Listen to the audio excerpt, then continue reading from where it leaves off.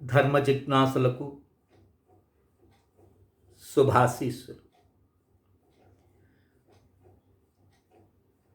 దేవీ నవరాత్రులు ఈ నెల 22/9/2025 నుండి ప్రారంభం అవుతాయి.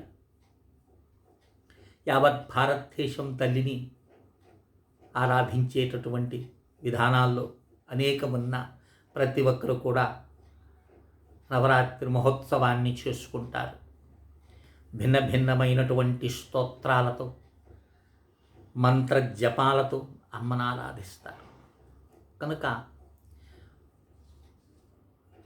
నా ఉద్దేశం ఏమిటి? ఋషి యజ్ఞం అనంతమైనటువంటి ఇప్పుడు సప్తశతి పారాయణం చెయ్యాలి అనుకోండి, అది గురువు ద్వారా నువ్వు నవాక్షరీ మంత్రోపదేశం చేసుకొని ఉండాలి. ఆ పైన సప్తశతి విధానం తెలిసి ఉండాలి. ఇవన్నీ తెలిసి ఉండాలి అంటే ఏదో పుస్తక జ్ఞానంతో రాదివి. ఒక గురువుని ఆశ్రయించి వారు చెప్పిన విధంగా మీరు నడుచుకుంటారు. అప్పుడే అది పూర్ణ విద్య అవుతుంది. అది పూర్ణ విద్య అవుతుంది.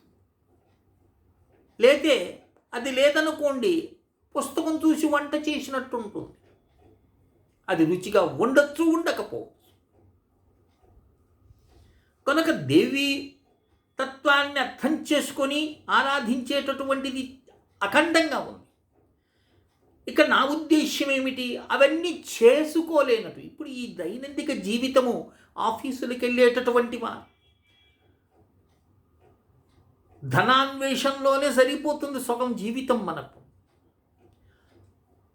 సంపాదించిన ధనవంతులు కూడా పిల్లల యొక్క చదువులకి, తల్లిదండ్రుల యొక్క ఆరోగ్యాన్ని కాపాడుకుంటూ స్వయ ఆరోగ్యం కోసంగా హాస్పిటల్కి, విద్యా వైద్యంతోనే మనం సంపాదనంతా పోతుంది. అలాంటి ఒత్తిళ్ల మధ్య వీడు కూర్చొని అమ్మను ఆరాధించలేదు. లేదా తిరునాళ్ళకు వెళితే అక్కడ వికృత చేష్టల మీదనే దృష్టి ఉంటుందే తప్ప తల్లిని ఆరాధించేటటువంటి భావం లేనటువంటి వారు కొందరు. విచిత్రమైనటువంటి ప్రపంచం ఇది. కనుక ఆరాధించాలి. స్వల్పమైనటువంటి ఆరాధనైనా అనంతమైన ఫలితాన్ని అమ్మ అందించాలి అనేటటువంటి ఉద్దేశ్యం ఉన్నటువంటి వారికి శాస్త్రంలో అనేకమైన ఉపాయాలు ఉన్నాయి. ఏదో అల్పజ్ఞుండి స్వల్పజ్ఞుండి పురాణం చదువుతున్నప్పుడు కొన్ని విషయాలు నాకు కనిపించినప్పుడు మీకు తెలియచేసే ప్రయత్నం నేను చేస్తాను. ఇక్కడ దేవీ భాగవతము 8వ స్కందము, సంస్కృత దేవీ భాగవతము. ఈ వచనాలు తీసుకురావాకండి. ఈ వచనాల్లో ఏముంటుందంటే కొత్త కథ మాత్రమే ఉంటుంది. ఈ స్తోత్ర పారాయణాలు, మంత్ర జపాలు, విశేషమైన రహస్యాలు అవి ముద్రించరు వారు. ఏదో టూకీగా చేస్తుంటారు. అలాంటిది దేవీ భాగవతము సంస్కృతంలో 8వ స్కంధంలో 1వ అధ్యాయంలో స్వయంభూ మనువు సృష్టిని చేసేదానికి తర్జన భర్జన పడుతుంటాడు. ఆ స్వయంభూ మనువు ఏం చేయాలి అర్థం కాదు. దానికి పూర్వము ఈ సృష్టికి ఆధారం ఏమిటి, ఎవరు ఈ సృష్టిని చేస్తున్నారు, పోషిస్తున్నారు ఎవరు అనేటటువంటి సంశయము నారదుడికి వస్తే, నారదుడు వెళ్ళి శ్రీహరిని ప్రశ్నిస్తే శ్రీహరి ఈ యొక్క స్వయంభూ మనువు యొక్క విశిష్టమైన కథని చెప్తాడు అక్కడ. అలాంటి పరిస్థితిలో ఆ మనువు చేసినటువంటి దేవీ స్తుతి అద్భుతమైనటువంటి స్తుతి. ఇదేదో 100 కొద్ది శ్లోకాలు కాదు సుమా, కేవలము 13 శ్లోకాలు మాత్రమే.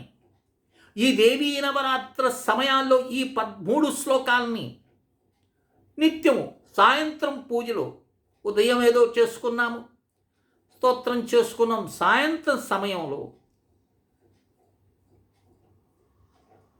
చక్కగా అమ్మవారి దగ్గర కూర్చొని ధూప దీప నైవేద్యాలను పెట్టి చేసుకొని ఈ 13 శ్లోకాలను పారాయణ నిత్యం చేసినాం అనుకో, అది నీ శక్తి. పారాయణ 13 శ్లోకాలను 2 సార్లు చేయండి, 3 సార్లు చేయండి. ఉదయం చదవండి, సాయంత్రం చదవండి. అయ్యో మాకు పనులు కావటం లేదండి, ఏ పని చేసినా మాకు నష్టం వస్తుంది అని వాపోయే వాళ్ళు ఉంటారు. వ్యాపారాభివృద్ధి లేక బాధపడేటటువంటి వారు, పనుల్లో ఆటంకాలు ఎక్కువ.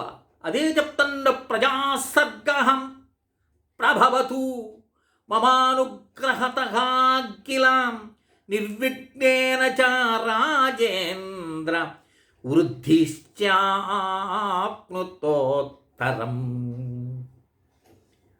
ఎవడు విఘ్నాలతో బాధపడేటటువంటి వాడు ఈ అమ్మ యొక్క స్తోత్రం చేసినట్లయితే వాడికి సమస్తముల యందు జయము కలుగుతుంది. యక్కచిత్ పఠతి స్తోత్రం మద్భక్త్యా త్వాత్ కృతం సదాం తేషాం విద్యా ప్రజా సిద్ధి కీర్తి కాంచోదయం ఖలు. ఎవడు ఈ యొక్క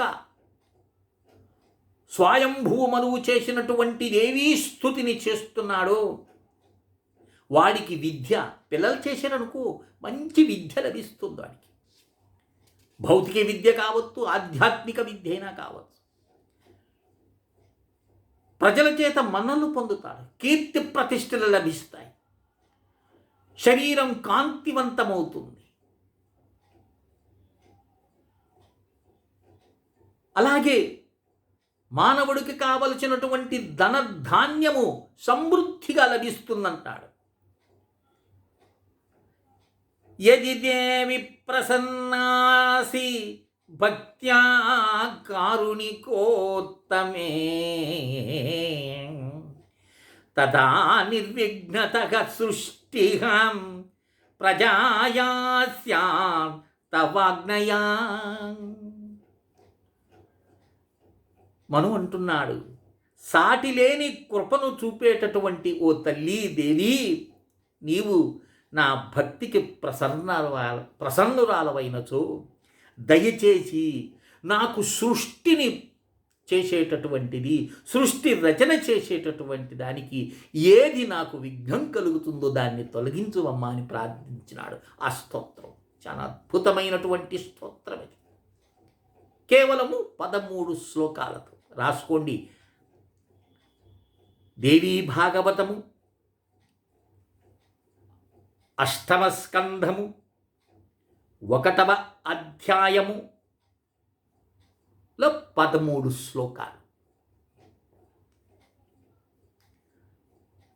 ఇవి 1వ అధ్యాయం అన్న కదా, 24వ శ్లోకం కాడి నుంచి వస్తాయి 13 శ్లోకాలు. స్వామి మా దగ్గర సంస్కృత దేవీ భాగవతం లేదు,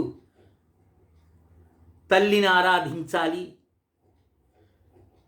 ఈ 9 రోజులు ఈ స్తోత్రం, కనీసం ఈ స్తోత్రమైనా చేసుకుంటాము అనేటటువంటి వారు మాత్రమే అర్థించండి.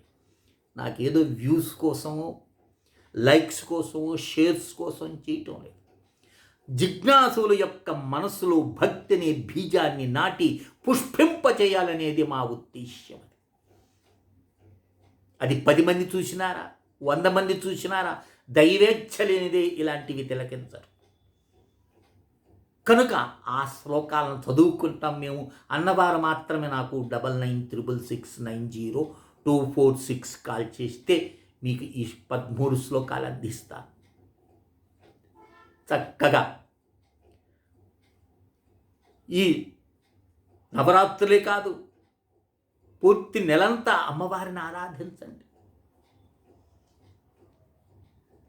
మీ జీవితం ధన్యమవుతుంది. కనుక ఈ విషయాన్ని గ్రహించారని ఆశిస్తూ శ్రీ విద్యోపాసకులు శ్రీ మండే లక్ష్మీ నరసింహారావు. లోకా సమస్తా సుఖినో భవంతు. ఓం తత్సత్. ఓం తత్సత్. ఓం తత్సత్.